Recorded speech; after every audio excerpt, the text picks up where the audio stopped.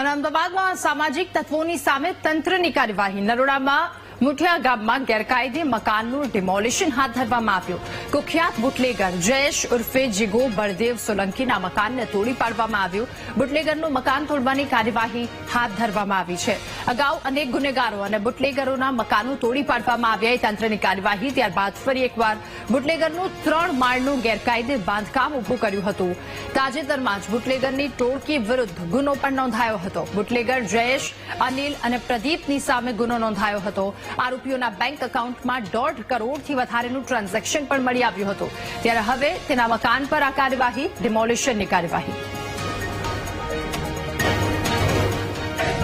જયેશ ઉર્ફે જીગો એક બુટલેગર છે, અસામાજિક પ્રવૃત્તિઓ કરે છે અને ગુજરાત રાજ્ય બહારથી બહારના રાજ્યોમાંથી પણ પ્રોહિબિશનનો જે ગેરકાયદેસર માલ છે એ ગુજરાતમાં ઠાલવે છે. તેમજ કાયદેસરની કાર્યવાહી કરવા જતી પોલીસ ઉપર પણ એણે એસોલ્ટ કરેલા છે. રાયોટિંગના પણ ગુના નોંધાણા છે.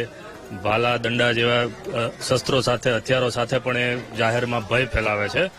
એટલે એના વિરુદ્ધ અમે હમણાં પાછો એક માલ પ્રોહિબિશનનો ગેરકાયદેસર માલ પકડેલ, જેમાં અમે ઓર્ગેનાઇઝ ક્રાઇમની જે 111 કલમ છે એની જે તમામ શરતો પૂર્ણ થતી હતી. એટલે અમે એ પણ એ મુજબ પણ ગુનો દાખલ કરેલ છે. અને આ એનું જે મકાન છે એ અમે તપાસ કરાવતા ગેરકાયદેસર છે. એટલે હાલ નિયમ મુજબ જે નોટિસો બજાવવાની હોય છે, નિયમ મુજબ અમે એને તક આપીને નોટિસ બજાવીને આજ હાલ અમારે તોડવાનું કામગીરી ચાલુ. કાળી અને પદ્યો ઉર્ફે પ્રદીપ, એ બંને અવારનવાર એકલ પોલીસ આવતી તો પોલીસ પર એસોલ્ટ કરવાવાળા છે. અગાઉ પણ પોલીસ પર એસોલ્ટ કરવાના એના પર ગુના નોંધાયેલા છે. અમે અહીંયા આવતા તો પોલીસ સાથે આવીએ છીએ અને એમને પોલીસને જોઈને ભાગવાવાળા છે. અત્યારે હાલ જયેશ એ અરવલ્લી જિલ્લામાં મોડાસા તાલુકા અરવલ્લી જિલ્લામાં એલસીબીએ કેસ કરેલો છે, એના ગુનામાં પકડાયેલ છે. અનિલ ઉર્ફે કાલી વોન્ટેડ છે. એનો ભાઈ પ્રદીપ, જેનો અમને કોટાડે સાહેબે જે અમારા સેકન્ડ પીઆઈ છે એમને વાત કરી કે અત્યારે હાલ એના પર કેસ કરી અને બીએનએસની કલમ 111(3) મુજબ ઓર્ગેનાઇઝ ક્રાઇમ સંગઠિત ટોળકી મુજબ ગુનો દાખલ કરવામાં આવે છે અને એની પણ પ્રક્રિયા ચાલુ છે. ઉપરાંત એના બેંક એકાઉન્ટનું ટ્રાન્ઝેક્શન જોતા 1 થી 1.5 કરોડ જેટલા બેંક એકાઉન્ટ મળ્યા છે, જેના માટે ઇન્કમ ટેક્સને જાણ કરી છે અને એમાં પણ એ લોકો પણ આગળથી કાર્યવાહી કરવાના છે. 3 માળનું જે ગેરકાયદેસર મકાન છે કે બીજી કોઈ પ્રોપર્ટી અત્યારે સામે આવી છે તપાસમાં? અત્યારે હાલ એની બીજી પ્રોપર્ટીનો સર્ચ ચાલી રહ્યું છે. જો અત્યારે નહીં, ડીજી સાહેબે જયારે ડ્રાઈવ હતી ત્યારનું ચાલુ છે, પણ અત્યારે હાલ ગેરકાયદેસર રીતે આ મકાન ધ્યાનમાં આવેલું છે એટલે એની ડિમોલિશનની કાર્યવાહી કોર્પોરેશનના અધિકારીઓને સાથે રાખીને કરવામાં આવી છે.